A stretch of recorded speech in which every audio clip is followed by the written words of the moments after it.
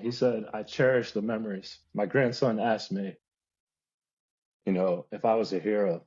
And he said, no, but I served amongst heroes.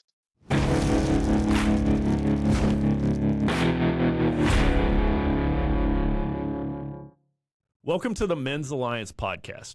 Men's Alliance is a growing movement of tribes across the nation that meet weekly for rugged outdoor workouts and a real-world devotion around a fire. If you want to be a part of what we're doing, join us at men'salliancetribe.com, where you can find a tribe near you or come to one of our Start the Fire weekends. So check us out at men'salliancetribe.com. Now stay tuned for this great podcast. Welcome to the Men's Alliance Tribe. I'm Dave Mills, Goose. Hey, I'm Dusty Parker, Shadow. I'm Carey Howard, Nollie. What's up, man? All right, we got Nollie with us. Nollie is the man who brought Men's Alliance to Pennsylvania and started Lion Tribe. When was that? That was Easter weekend of 2022. Yeah. So just a little over 2 years ago, right at 2 years, almost even, right? Yeah. And man, it seems like it was like 8 years ago. Like, I swear we say this so often, like the timeline in Men's Alliance is so skewed. And I think a reason for that is because of the bonds that we form. We form these bonds that are so out of proportion to the timeline. Like, I have deeper friends, closer friends in Men's Alliance after 1 and 2 years than I have in other parts of my life, all other parts of my life in like 10, 15, 20 years, right? So right. That kind of accelerant makes us all scratch our heads from time to time. Like, has it only been 1 or 2 years? It's crazy. But Nollie brought Men's Alliance to Pennsylvania, started Lion Tribe. He's, since handed it off, which, I mean, we can talk about that, just how that's, a huge aspect of leadership. And then just recently, Nollie has gone through a kidney transplant. So I feel like we can't have you on without just kind of acknowledging and talking about that. Oh, man. Yeah, absolutely. How long ago? So it was a month and a day ago. I had a kidney transplant. Yep. Wow, that's amazing. Yeah. And you said you went for a sunrise hike this morning. So you're doing pretty well. Yeah, my doctors, they all make fun of me, my surgeons and all that. Like, hey, when we say walk, they said walk as often as you want. It was like my first day home. I walked 5 miles, came in, did my blood work. And I said, hey, I walked 5 miles yesterday. They're like, what are you doing? You can't be doing that. Well, we meant walk to the kitchen. Yeah. Yeah. And they're like, stress testing that new kidney. That's all. They're like a mile a day. And so I've done 5 miles like every day since, and sometimes more. And they're like, what are you doing? Like, you can't be doing this stuff. I'm like, I'm sandbagging right now. I want to do more. And I'm guessing that for the surgery, they probably had to just take your weighted vest off of you for a few minutes. Yeah, absolutely. Yeah, it was a lot of fun, man. The surgery, I have to share this because this is so funny. I went into the surgery, like in the pre-op. They gave me the medicine, and then I woke up in the ICU, and I'm like, what the heck? It's 6 o'clock. I was supposed to get a transplant. And they're like, oh, you did get a transplant. Yeah. And I'm like, oh. And then the funniest thing, so Mayor was there all day. Rock showed up, and Mayor coins Rock. So Rock is doing burpees in the ICU with me. And I'm like in the background. There's a video of it. You guys may have seen it.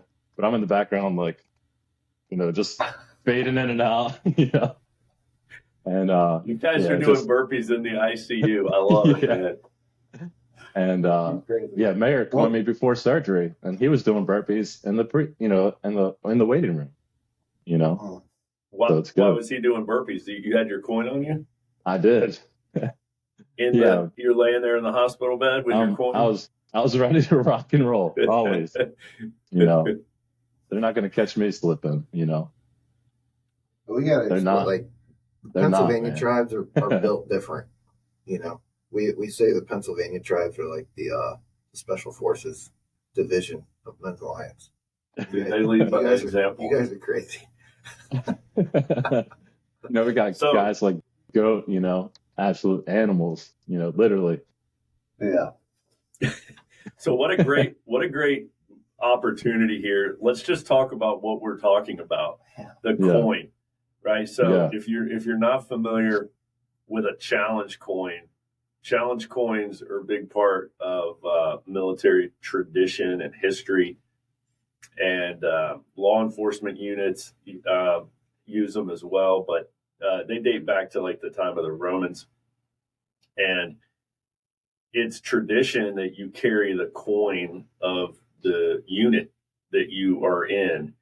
And that way, even when you're in civilian clothes, you're out of uniform, you've got this metal object with you that will identify the band of brothers that you belong to. So that's and so we have a challenge coin. If you look on our website, that's like our second level of training is to earn a challenge coin. You get that you have to lead a workout, lead a devotion, build a fire, and memorize and say perfectly in front of your tribe our creed. And that's how you earn the challenge coin.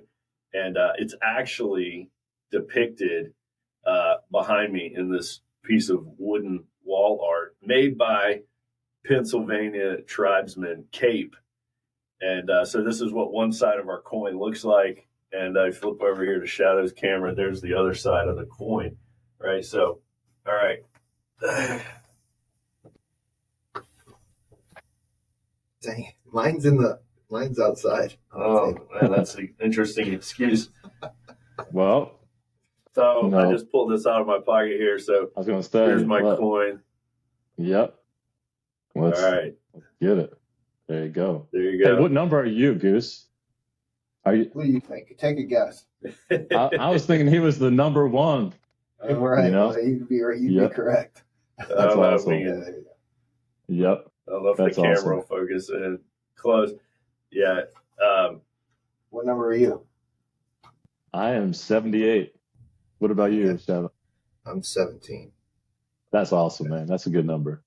Yeah. Funny thing about this coin, the number one, the first coin off the press, I've given it away 2 times. There have been guys get on the tire to earn their challenge coin on 2 different occasions, and their tribe leader didn't have a coin. Like they got up on the tire to go for their coin.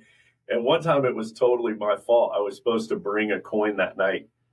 And the tribe leader had hit me up beforehand. He was like, hey, so-and-so's going for their coin. Can you bring one? And I was like, yeah, no problem. I got you. And then I showed up and the guy got on the tire and I was like, oh, crap. I forgot to bring a coin. So I just grabbed the one out of my pocket and handed it to the tribe leader. The guy got on the tire. I don't even remember who it was. It might have been Silver Fox. He said the creed perfectly. Tribe leader gives away my coin. And that one took like a couple months before I got this coin back. Finally caught up with the guy sometime when I had another coin. I was like, hey, let me see your coin for a second. Yeah, right. He had no idea. It was like, oh, yeah, you want to see my coin? He's like, yeah, he handed it to me. I was like, oh, cool, thanks. And I handed him back a different one. And yeah, that's happened twice. So I've given this thing away a couple times. And fortunately, I got it back. That's the coin is the first merch project you gave me to do. Yeah. Oh, it is? Yeah. First one? Yeah. Yeah. You're like, hey, I want a coin. Can you come up? I think you're the guy for the job. Can you come up with something? That's what I came up with. You knocked it out of the park. Here you are. Yeah, and then it was the knife, I think, after that. I remember you saying, what do you think about making it like an arrowhead, like a spearhead. And I was like, that's awesome. Yeah. That's awesome. Do it. It stands up.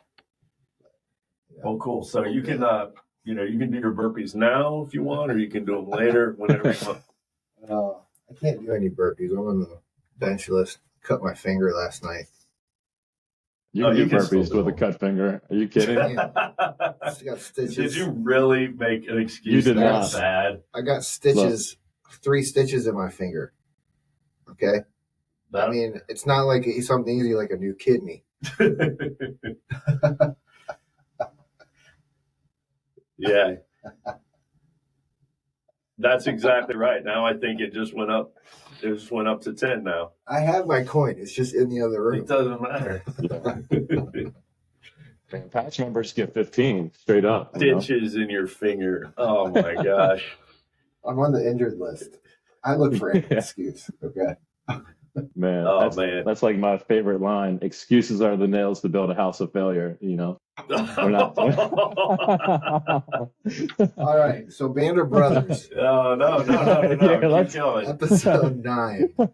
Man, that sounds like something. Excuses are the nails to build a house of failure. That sounds like something, that somebody would say their dad always said. That's like such a dad line. Yeah. Man, my dad would always say, your kids are going to be re-quoting that line to their therapist one day. I've been saying that for over 20 years. I'm actually quite known for saying that. Yep.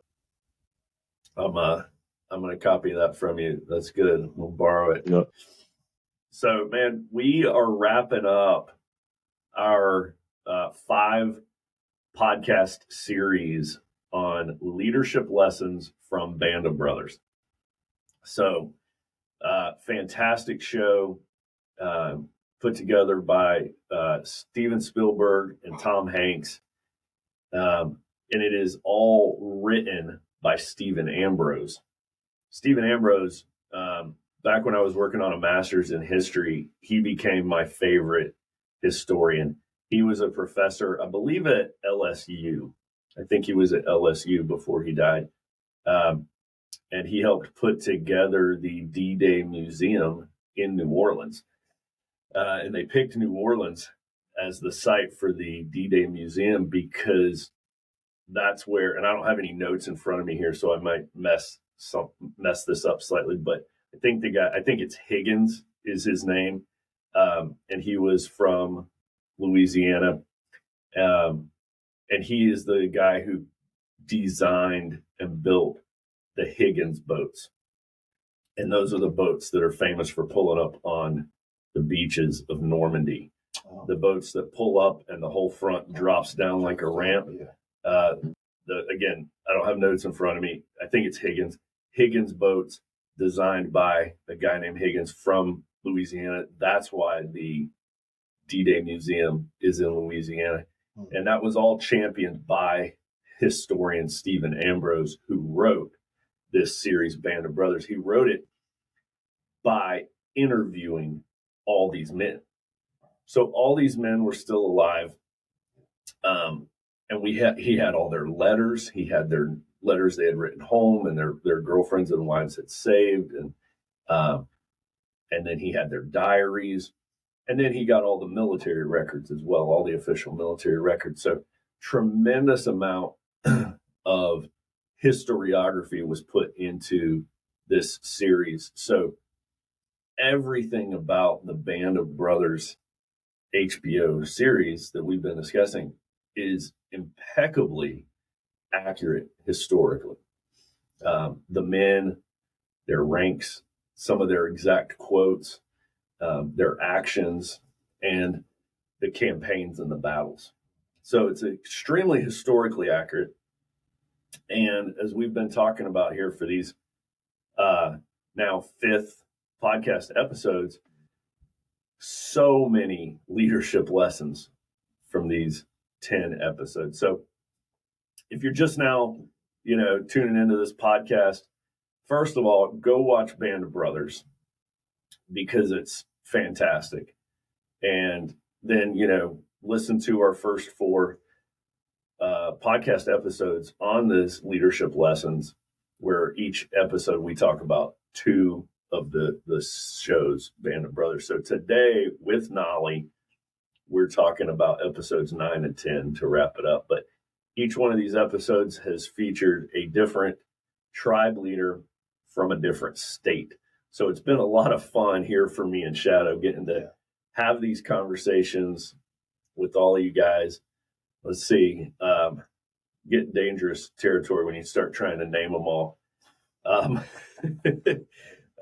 it's been a blast doing it. And what are we gonna do next? Oh, that's a good Pacific. I've never we need to do something different. I've never seen it. Pacific is good. Is it? Yeah. But I gotta just mix it up. It's gotta be something totally different. Fight Club or something. Leadership There you lessons go. in Fight Club. There you go. We'll do Fight There Club. it is. And great book. I'm working on reading Fight Club right now, by the way. And me and Shadow were talking about that the other day. But I want to kick things over to you, Nollie.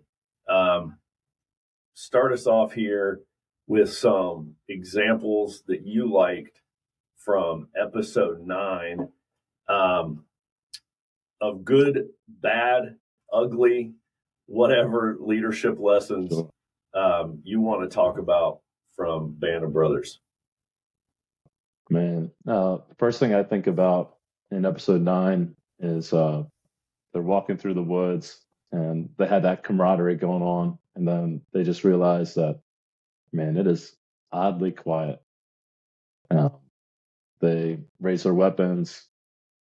They start looking around. They're looking up, starting to cover. And as they're moving forward, they exit the woods and see, they didn't even know what they saw. They just saw this camp of people, locked in this, I'm going to call it a cage, but, a fenced in area.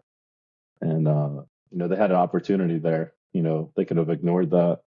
But I think one of the coolest things was, one of the guys was like, he didn't even say anything. Like the show doesn't actually show, a discussion. You just see a guy running back, running back to find, someone in command. And he had an opportunity, they all did. And he did the right thing, and then they went forward and, started figuring out how to, break in there, get food, get water. We had one guy just that happened to speak German, and that whole crew. That was just powerful, Yeah. So episode 9 is called Why We Fight. Yeah. And this that you're discussing, this episode, it just rips it open. Yeah. Right. And you see for the first time these American soldiers stumbling upon a concentration camp. And of course, there's debate out there about this, but by and large, the world did not know what was going on. The world did not understand what was going on.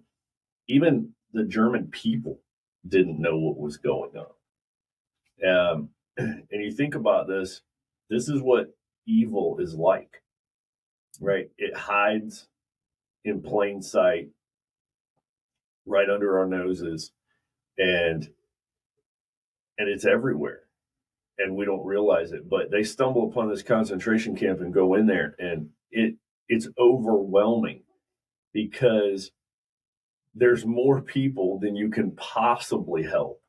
You don't have enough food. You don't have enough water. You don't have enough medical care to start, but you've got to do something. You got to start with what you've got, where you are, and do what you can. And then, just the sheer magnitude of the problem. So I love the scene. It's powerful where he runs back. And you can't even explain it. You can't put it into words, right? When you find your commander, there's nothing to say. You just got to say, come with me. He's just like, I found something. He's like, what? What did you find? I don't know. Like, I don't know. like you just gotta come. But just the whole, even before that, the whole kind of vibe of the episode I was getting is just like, you can just tell everybody's over it. They're all just kind of over the war. They're all just tired. The one captain from Office Space, I forget his name. Nixon. Yeah, he just got a bad attitude. He's just trying to find alcohol wherever he can. Oh yeah.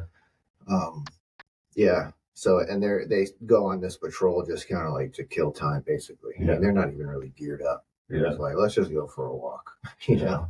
And then they find this, and it kind of kicks things off. Gets everybody's butts in gear again. Yeah. You know, it's tough because, you know, in this episode, Nixon, you know, receives a letter that his wife is divorcing him, you know, Right. Yeah. and taking the house and taking his dog. I mean, he's like, you know, he has that scene where he just takes his helmet off and just chucks it, Right. you know, and, you know, his problem that he already had just compounded, and he's so numb, you know, in that place, you know, the unknown. And he's just, I mean, that's tough, you know, when you're overseas in a war, you know, trying to wrap it up. Yeah, that was challenging. I experienced this guy's, not me personally, but seeing it happen to other people. Just getting bad phone calls or letters from home. It's like anytime you're in that position where you get that one, back then it was like you maybe got one phone call a week or a month or whatever. Yeah. The littlest thing. Yeah. You know, like if your wife tells you she had a bad day or something was going on at work, I mean, that's all you can think about until the next time you talk to them. You know? You feel so helpless. And so, it's just so frustrating. And then if something like that, you get news like that, I mean, we would just, it sucked for the guy, but it was good for war.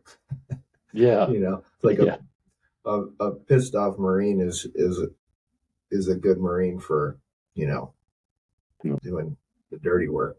Yeah. But then maybe, you know, but they can also get pretty careless. But we'd always just try to, all right, use that to go, you know, fight. Yeah. So after they find this concentration camp and they get to work, man, there is a tremendously gut-wrenching event that has to happen. Yeah. You want to? I'll push it back over to you. You want to talk about this one, Nollie? So I think before we talk about that, I just want to highlight, you know, major winners. When that guy came back, you know, he's saying, you got to see this. He's like, what? You know, I don't know. You know, like he's not able to.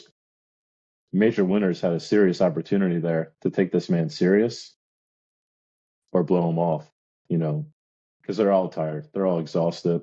You know, they're getting good meals, hot showers, and all these things. But he chose, you know, there's a bond there. There was a respect for this man where he was like, no, I want to see further. You know, I think that was really a critical thing, you know, I observed. You know, trusting your man. He trusted him. He trusted him that he was like, okay, I don't need to know why. He just told me to come, so I'll go. Exactly. Yeah, that was powerful. Are you referring to them going into the bakery shop? Is that what you're talking about? Oh man, I was but talk about that one. Yeah. So, you know, we have all these U.S. soldiers who go into this bakery shop and they start taking everything. They're taking, you know, the cheese, the bread, you know, it's a ton of food, and the baker is losing his mind. So finally one of the men pulls out a pistol and it's like, you know, just basically telling him like, you have no idea what your people are doing, you know, and he's willing to take his life right there. And his team is like, he doesn't know what you're saying. And he's like, yes, he does. And, you know, like you mentioned earlier, the Germans had no idea what was going on, you know. And I was just thinking about what you said earlier. Then they actually got the Germans to start burying these people, and they're just weeping. Yeah, the There are civilian some Germans. Yeah, there are some amazing photographs out there. Not even in the show, but there's just some historical photographs of that depict this scene throughout many different cities in Germany. Because the evil was so bad, we knew, the leaders, the generals knew it's so bad no one will ever believe this. We have to document this. Everyone has to see this with their own eyes, or they're going to think we're exaggerating. So, what they did in a lot of the German cities, and they depict this in the show, is they forced all the civilians, all the German civilians in the city, they forced them to walk through. They made, there's some photographs of, women in dresses and men in their business suits, just German, families walking through the concentration camps, and just the paths, the sidewalks, the roads are just lined on both sides with dead Jewish bodies, and they made them walk through to see this is what has been going on in your town. This is why we fought your country. This is why we're here. Just very, very powerful, and I think there's so much of this that's important in leadership, right? Like, you think about what that guy ran and said to Winters is, you've got to come see this. And he goes and sees it. And then what we did with the civilians, hey, you've got to see this, right? There's just something about leadership that you can't do remotely, that you can't do over the phone. You can't do in a letter. You can't do in an email. Sometimes you have to go. You got to get on a plane and go visit, go see, get in the car, go drive there. The scene with the baker is really, really powerful. The scene with the making them dig the graves. Yeah. Well, there's that, what's the captain's name again? You said Nixon. Yeah. He goes into that Nazi general's house or whatever. Yeah. Sees a picture of, tosses it, and then the Nazi's wife comes downstairs and just gives him a look. It's like, yeah, my bad. He just walks out, and then there's another scene where they make eye contact again, where she's helping bury that. She probably, who knows if she knew or not, but it was just kind of moving. But yeah, they were at the bakery to take all that food to start feeding the Nazis. And then, did you make any notes on when that colonel shows up and gives Winters that order? I may not have. I You remember don't what I'm see that talking in any about? of my This is notes. the scene that I was referring to. This is what I was talking about. Right. Is when they've discovered it, and they're like the GIs are just like handing them their canteens and stuff.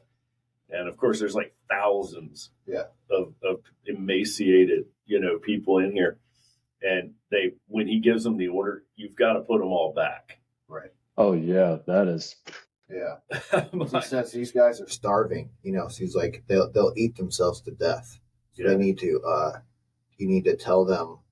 They tell the corporal or whoever that speaks German. It's like, hey, you need to go tell these guys that they need to go back and they'll be fed and monitored. It all has to be done very methodically.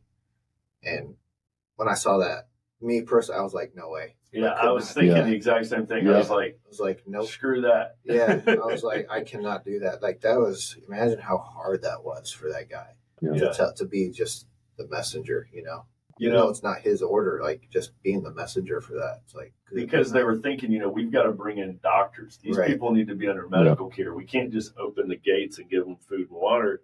They'll die. Yeah. We've got to hold them in confinement until we can bring in all the adequate resources for them. Yeah. But you can't convey that to everybody there. They didn't have a PA system, to convey this.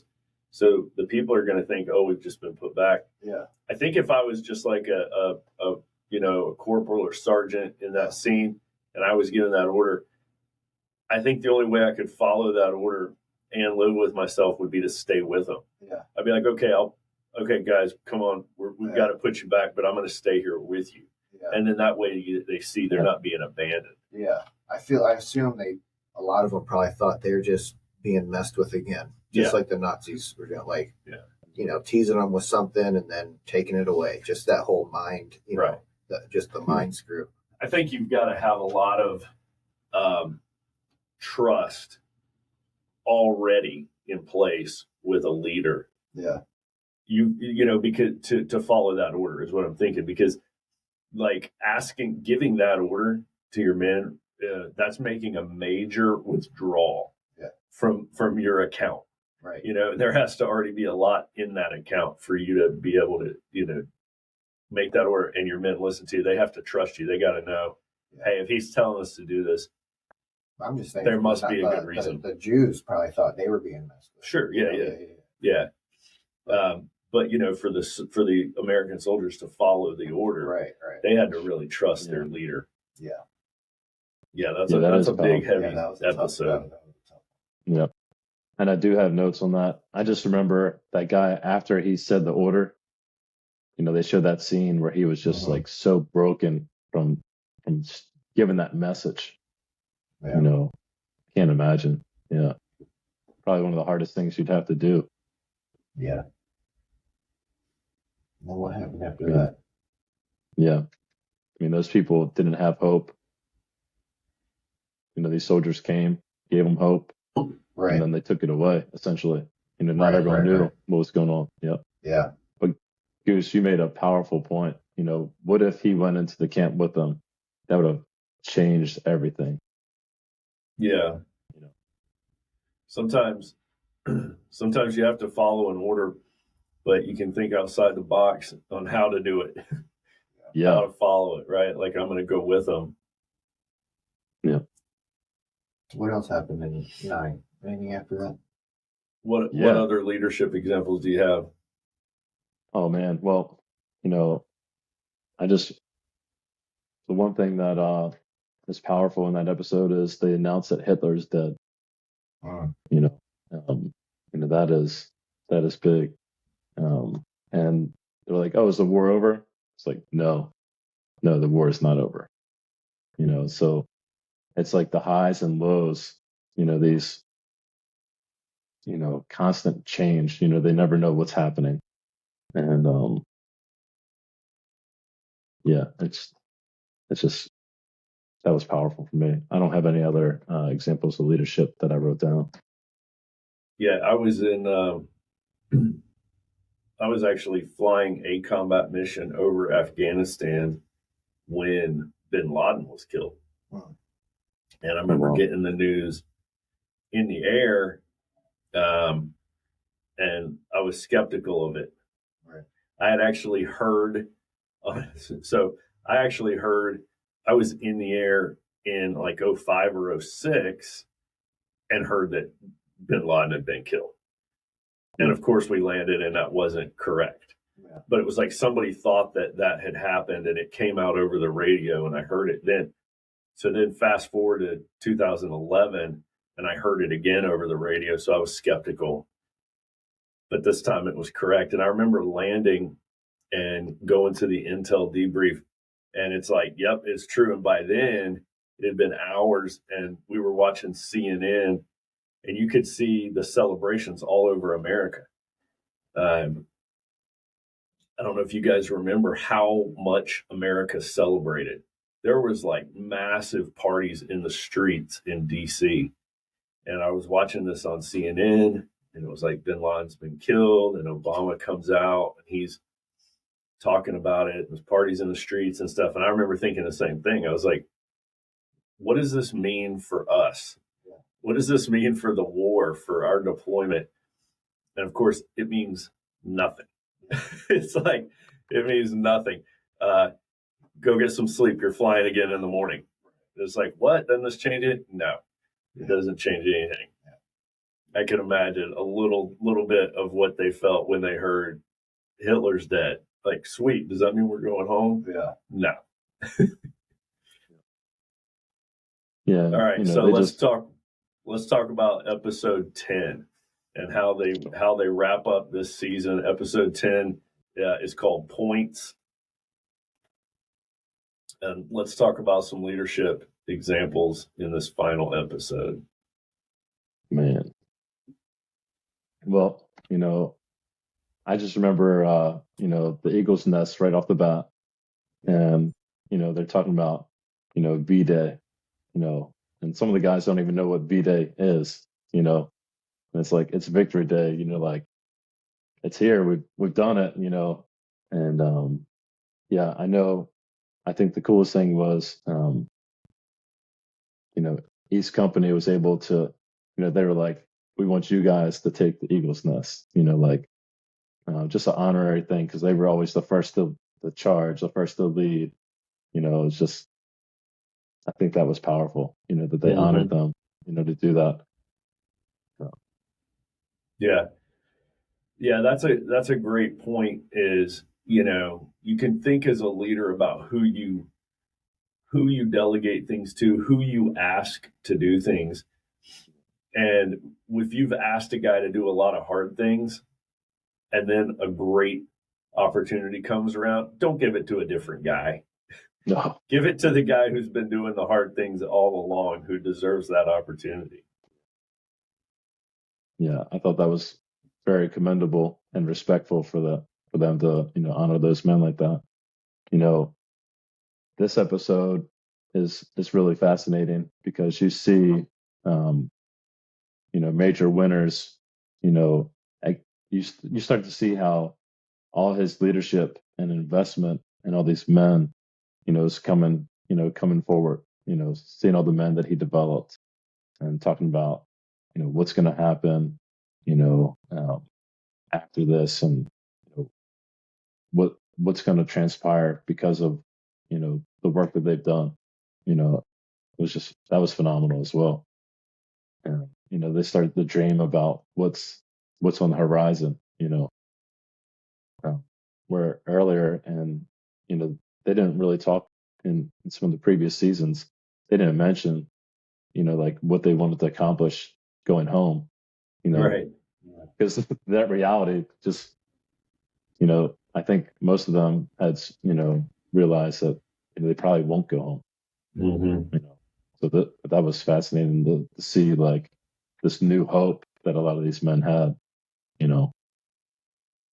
Yeah, they allowed themselves to start making plans for the future for the first time. When did they start? Because, back then it was, if you were in the military and you fought until the war was over. There was no deployments, like 6 month or a year rotation at sea. I don't know. I don't know the answer to that. When did that start? Like, what a time that was. Yeah. It's like, yep. I'll be home when the war's over. Yeah, whenever go that to is. Europe and you'd be there for like 2 or 3 years. Imagine if that's what it was like for, Iraq and Afghanistan. I mean, that was a super long war. America's longest war. Yeah. Right. Yeah. Over 20 years. It's crazy, man. Yeah. That's how they used to do things. Right. Like the Romans and the Greeks. Yeah, right. Yeah. We went on campaign with Alexander the Great. Yeah. Right. You're not coming back. Yeah. Till your kids are older. Yeah. Yeah, that's amazing. So one of the cool things about this final episode is, throughout you're always seeing the men talking about it nowadays. Yeah. It's all the old men, and they start off every episode talking about it, but there's no names on them until the final episode. I thought that was really neat the way that was done. So it's kind of like through the first 9 episodes, you're kind of trying to guess who is who. Yeah. And some of the men you can kind of tell, and then at the end, it's like, this is Dick Winters. Yeah. This is Nixon. Right. All the different guys. And to me, and like watching this with my sons through the years, it's really powerful because it clicks in young people's minds that when you see an old person, they have a past. They weren't always old, right? That Right. old guy you see at Walmart, that dude could be a Captain Winters. Right. You know, that dude could Right. be a Bull, Sergeant Bull. You know, Right. whatever. I think that show Band of Brothers does a great job of putting that together. They really do. You know, and go ahead. your phone. I watched this with Hawk, so that was so rad. You know, for my son and I to actually watch Band of Brothers together. You know, Yeah. episode by episode. So I really appreciate this opportunity to do this with you guys because I mean that was precious for him and I to experience together. You know, just a really amazing moment for us to talk about. You know what we were seeing, and it gives you like a whole new perspective. You know, to war and you know the freedom that we have Mhm. you know, today. Yeah. I'm glad you said that. You just reminded me. So I made my son, who's 16, I made him watch all 10 of these with me. Yeah. And, you know, of course, I'm like thinking, you're going to be excited to do this, right? This is a war movie. You're going to love this. Come on, let's watch this. But after the first couple episodes, he was kind of like, you know, I've always got something better to do. Come on, Dad, I need to go. I'm going out with my friends, or I'm going to go lift. Yeah. Be like, no, come on, we're watching this. I was like determined. We're going to watch all 10 of these things. Yeah. And it took us a long time. It took us a couple of weeks. But I was determined. I was like, we're watching all 10 of these together. Well, one day, he had 2 friends come over to the house, and they were all planning to leave. They were all getting ready to go. And I bribed these guys. I was like, all right, how many of y'all have ever seen Band of Brothers? They didn't know what I was talking about. They didn't even know what World War II was or Nazi. I mean, it was like, okay, everybody sit down. You're getting a history lesson. Well, I had to bribe these guys with DoorDash. I was like, listen, if you guys watch this one episode of Band of Brothers, I'll get us all DoorDash, Five Guys burgers, I think it was. Yeah. And anyway, it was a good investment of burger money because I had all these teenage guys sitting on the couch, and they all start asking questions. You know, no, who's this and who's that? I was like, all right, it was good. So the fact that you watched it with your son, how old's Hawk? He's 19. 19. All right, and I watched it with Animal, 16, and I made my 6-year-old watch. I I had to hold her face. Like, Yeah. don't watch. Shadow watched Exactly. it with his 6-year-old Like you're daughter. gonna watch this. Yep. Yeah, holding her eyes Yeah. open at the war scenes Yeah. and stuff. Like, Just yeah. plop. Yep. Absolutely. Yep. You need to learn. Yep. Indeed. Things work a little different at the Parker house. Yeah. Oh yeah. Hey guys, are you looking to lose a few pounds, tone up your muscles, get in better shape physically? Well, let me tell you about our guy, Nick Hawkins, call sign Coach from Bravo Tribe. He's the owner of Hawkins Health and Fitness, and they have a patented once and for all fat loss protocol. They can help you lose the fat, tone up the muscle without the crazy restrictive diets or intense cardio sessions or tedious calorie tracking. Okay, check out Nick Hawkins, call sign Coach at Hawkins Health and Fitness. I'm going to give you his number. Get ready to jot this down, 804-638-1386. Check out Coach, Hawkins Health and Fitness. He'll help get you in shape. I was saying, the best part is the very end. Yeah. Yeah. What about it? Man. So you want to start off like that? Yeah. Yeah. Dick Winters, man. His grandson was like, I told you, man, this is tough. I know.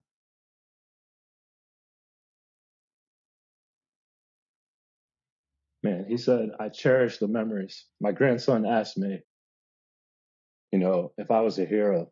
And he said, no, but I served amongst heroes. And that was just, man, but that is so powerful. No, That is such a powerful line. Yeah. I mean, that is leadership. I mean, and we have men in our tribes, like first person I think of is warrior.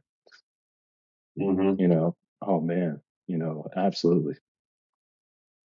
Yeah, we got guys, living that today, That's exactly what came to my mind too, is my tribe and Men's Alliance. Oh, absolutely. I just think about all the men in that and how it's just so phenomenally a blessing to get to hang with such incredible Christian warriors every single week. Yeah. I'm so blessed. And, I know we've all gone through, large seasons of life, some of us our whole lives, without this kind of Christian band of brothers that we're experiencing now. So we can appreciate it because we know what it's like doing life without it. Yeah. And it's a modern version of Band of Brothers. It really is. Now, the one thing we hadn't talked about, I don't think in really any of these podcasts on this, is the personal accounts of all the actual guys that were a part of it, that they portrayed in the show. And that last, on episode 10, just hearing all the guys, and at the very end, that German general is talking to his men, saying something to the fact of, you guys have a bond that's pretty much like no other. A bond made, through war is like a very unique bond. And that just really made me miss my, my Marine Corps buddies. And it made me really appreciate my Men's Alliance buddies. But just so many heroes, Yeah, it was really, it really got me. Yeah, that's a good scene when it shows the Germans talking. You realize too at that moment that they're not all evil. Obviously they were run by evil men at the top, but a lot of just the soldiers out on the battlefield in the trenches, those were just farmers. Yeah. And craftsmen and just teenage boys. Yeah. It kind of set to fight. I think it kind of showed like they were also a band of brothers. They weren't necessarily just like I didn't fight any kind of war because of really what we were fighting for. It's like you're fighting because it's your job and it's what you were told to do, and you're fighting for the guy to the left and the right of you. And the Germans, probably, at least some of them were doing the exact same thing. They probably didn't know why. It wasn't about the ideals. They didn't know why they were there either. Yeah. So I think it just kind of, that scene was good to kind of humanize them. Mm-hmm. For sure. And show that they were, they were going through it too. Yeah. And I definitely want to, I know we're going to talk about like good examples of leadership, outside of the movie. And there's some things I definitely want to speak on. Great. One is Next, my brother-in-law.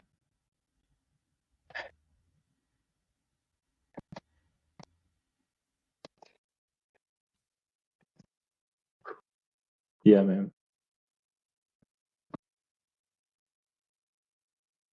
He got plugged in the chapel three Easters ago. I went down on a Good Friday, brought my family, my kids, and Ashley, his wife, Next, their kids, my kids, we all went to chapel on Good Friday.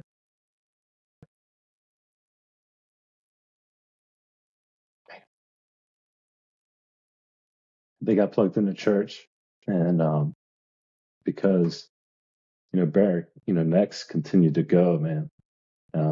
He found out about Men's Alliance, and he knew that. I mean, we both would always push each other physically, anyhow. He was like, "You have to come down here. You have to come down here. You have to come down here." And he's a planner of planners, as we know. Next is like next level planner, So he picked a all tribe event for me to come down and see you guys.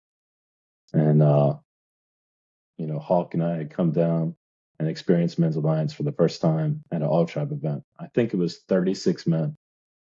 I remember that day. And I was the only one who puked, by the way. Um, and I remember that's how I that got hooked. Rabbit led that workout. Yes, he did. And I think Yep, also that was the first day. Wasn't there a coin ceremony that day? there was. Yeah. Yeah, that was the very first one. That Oh, was wow. the day I got my coin. And then the other thing I want to talk about with leadership there, that day, when we met, um, I don't know if you remember this.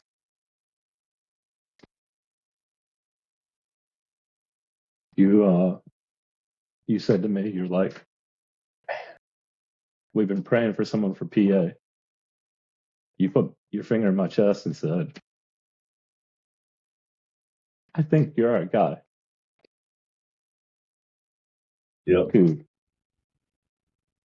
completely changed my life, man.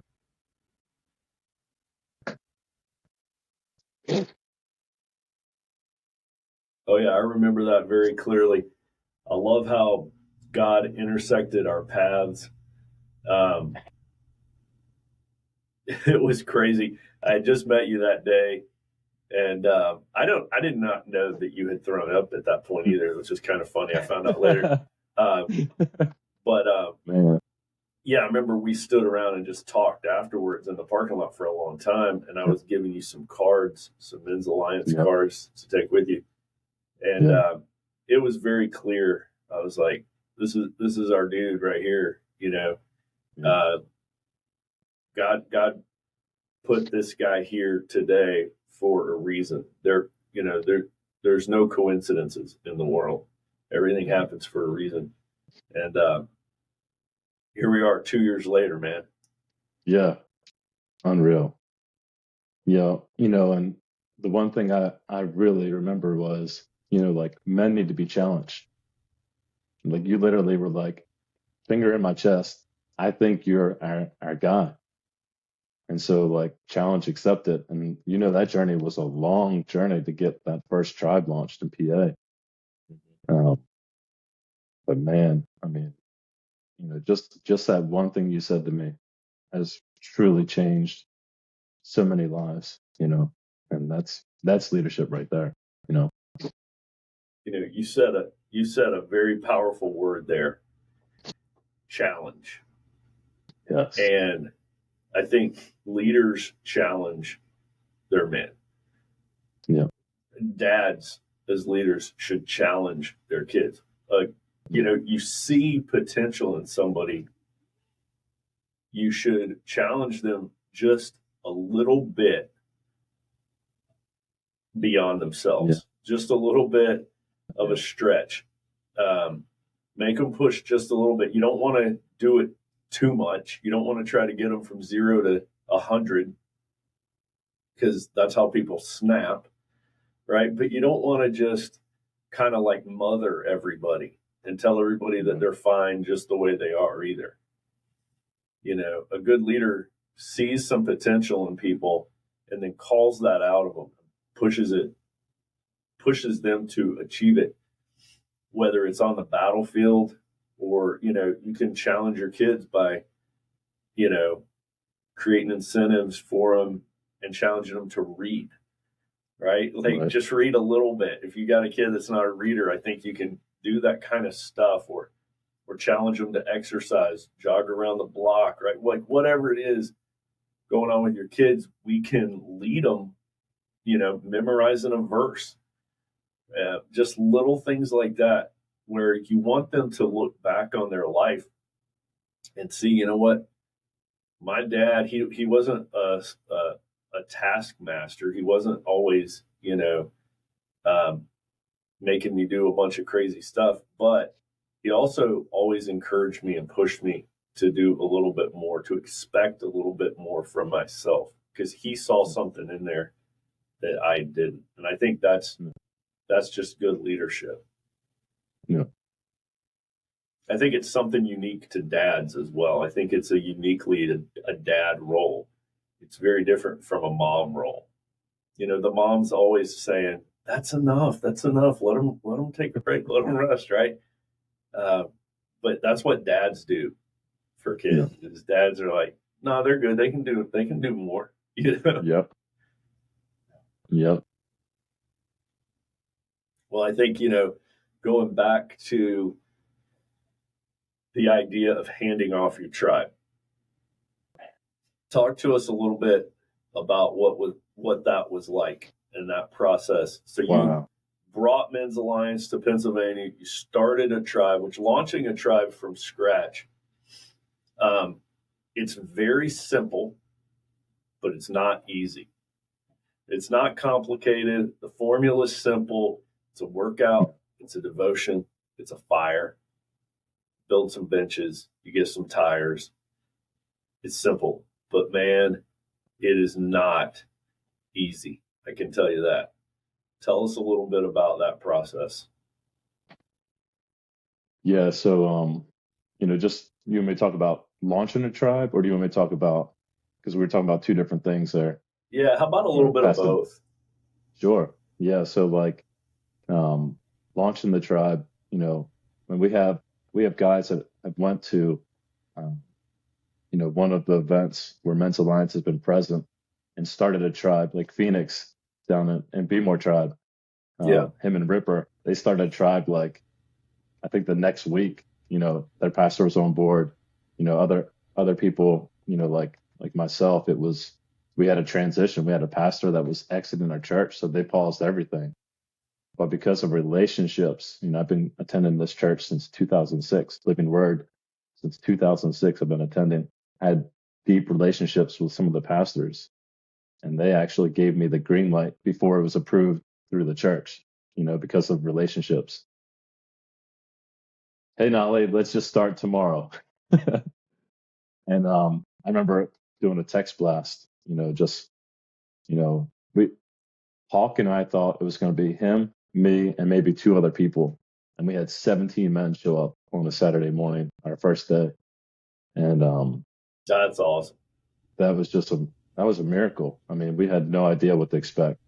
But shout out to Rabbit for his workout. Hawk led a workout very similar to Rabbit's that day. Keep it simple. We didn't have benches. We didn't have tires. We didn't have anything. We just started. And trusted the process. Hawk had 5 men out of 17 puke our first launch. So I don't know if that record's ever been broken. That's pretty good but, percentage. We have to talk about that. Yeah, absolutely. And, we just challenged men to continue to show up. And, Lion Tribe just kind of blew up because of how we did things.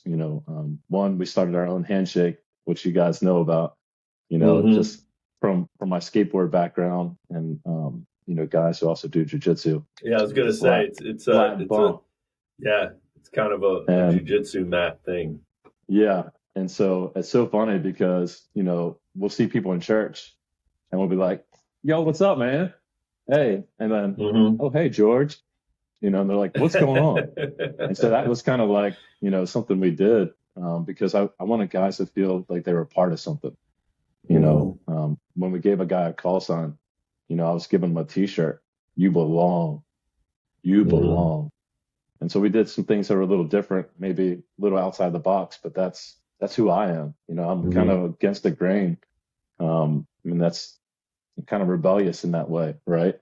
And, our church was like, we don't want T-shirts. And so I just gave people T-shirts. And next thing you know, everyone's rocking all this stuff. That is the kind of man that Men's Alliance attracts. Yeah. I think Men's Alliance is full of guys who go a little bit against the grain. Yeah. Somebody once described Men's Alliance to me this way. He goes, you guys have a little bit of an edge on you. And just the way he said that, I was like, yeah, that's probably well said. Yeah. Yeah. Thank you. And like for me launching a tribe, I was the least likely. I feel like that. Skateboarder, right? I didn't play team sports. I wasn't a gym rat, had no military background, no police background, nothing like that. But the Lord used me. He used my gifts to challenge men. I think that's been something I've been able to be bold. And, you know, GOAT is the same way. I mean, we're just bold. We see it. We see someone who maybe is not even in shape, and we're just like, hey, you got a pulse? Here's the card. We're That's challenging the you way to come to out. do it. Yeah. And by the way, And for listeners, most men in Men's Alliance are not military background veterans or Yeah. law enforcement. Actually, guys like me and Shadow are the minority. Yeah. You know, it's mostly because I know guys sometimes have this preconceived idea that it's a bunch of, you know, military guys. It's really not. It's mostly insurance salesmen and IT guys. Yeah. yeah, right. And then you know, something else I want to point out. So our third week, of having Lion Tribe, Hawk and I were out of town, and it still continued. The third week went on. I wish I had. I have it in one of my journals. You know, who led that day. But we had guys step up. I mean, the third week and ran it, and it was successful. You know. So this is getting into really what I think is one of the signs of a great leader. So a really good leader can lead when he's there. But a great leader has set things up and trained people and enabled people and passed on information and done all these things necessary so that even when he's gone, everything's fine. Yeah, you don't know this. And that's like, man, being gone on week 3, that's really early. Yeah. That means Yeah, you it got is. it done fast. Like guys Yeah. understood the assignment really quick in order to do that. And I know that must have been really uncomfortable for you that day. I bet wherever you and Hawk were, you were thinking about it. Oh, we were definitely thinking about it. Yeah. But I wouldn't say it was uncomfortable. You know, I think that's the thing about leadership is developing and Mhm. trusting. Yeah. You know, we were at peace with it, but we couldn't wait to hear how was it. You know, Yep. how that play out, and you know, we like to push, we like to challenge people. You know, physically, it's you versus you, but we definitely like to push guys, and you know, we started buying those brute force sandbags. And So I was just gonna oh my ask gosh, you about. yeah, You definitely like created you guys' own culture out there that yeah, we that I did. think everybody can look up to. But yeah, you started doing like the Sam. I mean, one of our greatest promo videos is just straight Pennsylvania tribes. You know. Well, yeah, when you go onto our website homepage, the video that plays up on the header, on the homepage, it's just a Pennsylvania. Yeah, it's just one tribe. Pennsylvania has so much good footage. But like the whole sandbag thing, like when does a guy earn their sandbag? Like, and how does that happen? Yeah, so I mean, this is something that you know the tribes kind of just grew so much that we had to pause it. But we were given a black sandbag when you earn your coin. Okay. And so you know the bags are over $100 a piece. You know, it just got to a point where we're like, all right, this is the last one. And then we still have guys like, you know, we have a few guys just recently who ordered more bags to give away. You know, we just have such a generous tribe. I mean, it's incredible. Yeah. So one of the things that happens in Band of Brothers is Major Winters has to give up command of Easy Company. He gets promoted. He gets promoted out of his position as company commander, and he goes up to like battalion, I think, and that's a hard thing because when you start something or you're with something from the very beginning, it becomes your baby. Because your fingerprints are all over it. You got the firewood. You procured the wood for the first fire. You know, you figured out everything at the beginning. So, And when Winters hands over Easy Company and then they go out on a mission, he's in his office doing paperwork and he's just constantly listening out for him. Yeah. And his mind is with him even though he's not. So, but they do fine, like I said, right? Yeah. Because he's trained them. He doesn't need to be there anymore. He trusts them. They're off doing it. And that's exactly what has to happen with every single tribe leader. We say that, and it took a while to figure this timeline out, but now we're saying that like the perfect time to lead a tribe is for 12 to 18 months. Yeah. And at the very beginning of Men's Alliance, like I think I led Alpha for about 3 years. I led it from 17 to 20. And that's too long, but we didn't know that then. Yeah. So talk us through a little bit of handing over Lion Tribe, handing over your baby. Oh, man, that was so awesome. So one of the things I think is really important before you do that is you pray about it. I was praying, about the season in which I would do that, who that would be. And it's funny because, every time I prayed, all right, Lord, who's it going to be? Only one name stood out. And it was every time it's like, all right, Lord, who's it going to be? Link. Who's it going to be? Link. Who's it going to be? Link. Confirm, confirm, confirm. Link was a guy that, he came to Men's Alliance. So, PA, we definitely do some things that are outside the box. So he showed up when we did the brute force mile. That was an hour workout married to a 50-pound bag. You had to do overhead carries for like 228 yards, lunges, 228 yards, Zercher carries, on the back, on the shoulder, push-up drag throughs, 41 burpees with the bag. He showed up on that day with no knowledge that we were doing the brute force mile. And he grabbed the bag and he was a beast from day one. We're like, who is this guy? But he was, he'll tell you, he was a broken man, and because of, our tribe, we poured into this man. And you saw him do a 180. And he started, he's like, I want to help out, so he was ambitious. He changed so much. He's like, I want to give back. What could I do? And I'm like, you can be our prayer chief. And he's like, back then he was quite timid. And so now I'm challenging him to pray out loud in front of the tribe. When before I think he said he had never prayed out loud, period.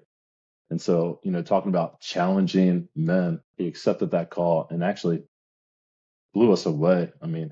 His prayers were so powerful.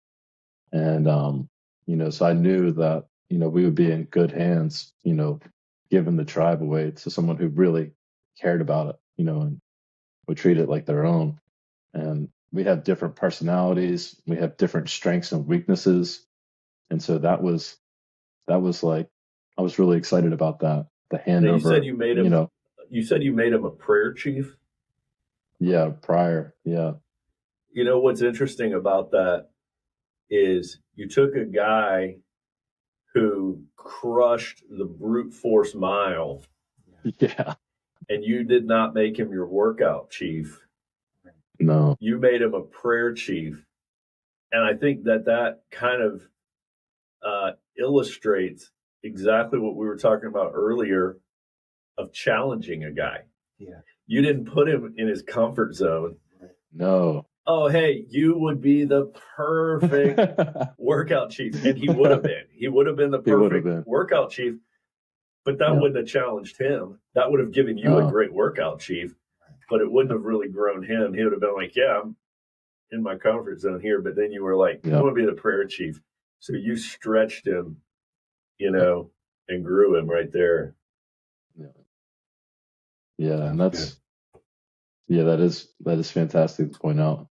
Yeah, and that's on video too. We did that at an all tribe, Yeah. and we passed the sledgehammer, and then that's just so neat. How that all plays out. And another thing I'll mention about leadership. So Torque, you know, he goes to a different church. All right. And so when we launched, it was Lion Tribe too, but Torque's leadership changed that to Keystone, which is awesome. So it was Lion Tribe 2 initially, right? And because we were just trying to make it simple, right? Right. My pastor who gave me the green light, his call sign is Roots. And he's in the video too. He did an incredible message at that all tribe that was all recorded. Yeah. Does he have the he wanted- mustache? Yeah, and the Yeah. glasses. Yeah. And so Roots was telling me, hey, like I really want to have a tribesman from our church lead this tribe. And once again, Torque kept popping up in prayer. And Goat had really suggested Torque initially, and I was like, absolutely. This is a guy who's timid, shy, but like he just looks like a guy who would lead a tribe really well, and he was real physical and that kind of stuff, but he was very timid. And but people just love. I mean, you meet Torque and you just love him right away. He's one of those guys. You sense that in his spirit. And so the day that we were praying over Torque, like to launch, to give the tribe to him, make that announcement, Roots came around the fire. And so I had a decision, was I going to move forward with my plan and honor what I was going to say, talk to Roots beforehand. And I was like, you know what? Nope, I'm just going to roll with it. And I said, hey, we're announcing the leader of our new tribe, and it's Torque. And Roots, was present, and I could see he was like, well, we talked about this, and I'm like, I'm following what the Lord is doing, what he's putting on my heart. And Roots saw, gosh, probably 20 plus men affirm Torque in prayer as we all put our hands on him. And he was just like, I respect your decision. That was that's powerful. really great. Yeah. Yeah. And what a really cool journey. Hearing about, how Next brought you to an all tribes. Yeah. And then you handed off to Link, and then you met and launched Torque into leading a new tribe. And you look at what those guys are doing now. Yeah. Torque is influencing so many men. And, I think this is just a great example of leaders building other leaders and then empowering them and trusting them and launching them and letting them go. And it creates this ripple effect of Men's Alliance. And this is where you see God's hand in everything, is when you look backwards at it. And you're like, Torque would have never come to, Men's Alliance if it weren't for you. And you would have never come to Men's Alliance if it weren't for Next. And Next wouldn't have come to Men's Alliance if it weren't for I don't know who. But it all gets, traced back like that. And you think sometimes that you might not be having a big impact, or you might not be seeing any fruit in your life right now. But I assure you, you are having an impact and an influence far greater than you realize. And I think about Sunshine launching Delta Tribe. Yeah. And then Rambo taking it to Alaska. And then we got an inquiry the other day from a guy in Hungary wanting to launch a tribe, and he came from the tribe in Alaska. He was an Arctic tribe. So you're like, man, none of that would have happened if it weren't for Sunshine starting Delta. Right. So I think whenever you share anything about your faith, when you open your mouth at work or in your neighborhood, when you share something about your faith, it works the exact same way. I think you have that exact same ripple effect that goes out, impacts lives, changes people's hearts, changes families, changes trajectories of the future far beyond what we can even see. And we've just got to have faith that it's got a plan, it's got a purpose. Just be faithful, just stay on course, and let God work it out. Absolutely. There's two things that come to mind. One, we were at Creation Music Festival with the skateboard ministry, and I had some Men's Alliance guys come out there, and a Saturday was showing up, and we're like, we're doing Tribe. So I challenged everyone. Said, all right, I want you guys to find someone to bring out, from this festival to the workout. And we invited so many people, and the only person who showed up was Grip. And yeah, and so Rodeo got Grip to show up to our workout, and we didn't have anything besides picket fences to do dips on, and we ran around and we just did body weight exercises. And then I kept in touch with Grip for like 3 months, challenging him to start a tribe. And I mean, you know that. I mean, he has just done phenomenal work, Yeah, what a leader. And yeah, absolutely. So it's the power of one time. Yeah. So Grip started Stefano's tribe, bringing Men's Alliance to Pittsburgh. Yep. Yeah, so that's incredible. You show up one time with the right man challenging you. It only takes one time for you to experience what Men's Alliance is about and what it can do, for your family, for your church, for your community. One time. Just get a guy out there once. Heck yeah. Man, that's great. When I, as we're wrapping up here, I just wanted to tell you, man, when I think of you, I think of a shepherd. That's what comes to mind. You're just doing awesome work. You're not like this in-your-face, arrogant type of leader. You're just you have a strong gentleness about you. I think that a lot of guys admire. So I just want to thank you, man, for everything that you brought to Men's Alliance. God has used you, abundantly through this ministry. So just keep going. All right. Yeah. You're doing great. Man, all glory to God, dude. Yeah. It's awesome to use, man. Yeah, it is. Man, what a great way to wrap up our leadership lessons from Band of Brothers. Like I said earlier, nothing's by coincidence, and I think it's great that we had this last part of this series with you, Nollie, and able to just talk about leadership in Virginia and in Pennsylvania and in the show, right? And just kind of bring it all together.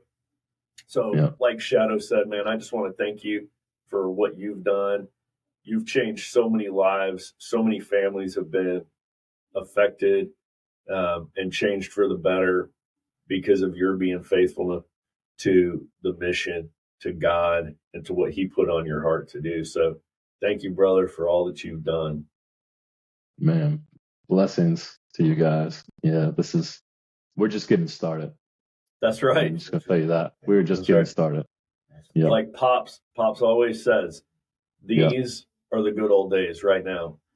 That's right. So always good to remember. Well, guys, this wraps it up. Hope you've enjoyed, the leadership lessons from this awesome mini-series, Band of Brothers. Check it out.